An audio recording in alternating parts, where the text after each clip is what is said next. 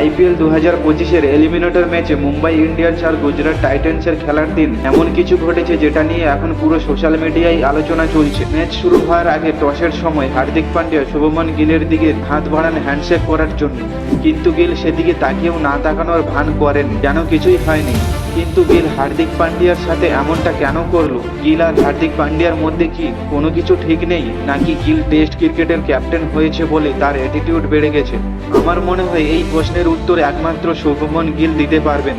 তিনি কেন এমনটা করলেন? মুম্বাই ইন্ডিয়ান্স টসে জিতে প্রথমে ব্যাটিং করার সিদ্ধান্ত নেয়। তারা প্রথমে ব্যাটিং করে 228 রান করে। তারপর গুজরাট টাইটান্স 229 রানের টার্গেট তাড়া করতে মাঠে নামে, আর শুভমন গিল ব্যাটিং করতে এসে মাত্র 1 রান করে আউট হয়ে যান। তাকে আউট করেন ট্রেন্ট বোল্ট।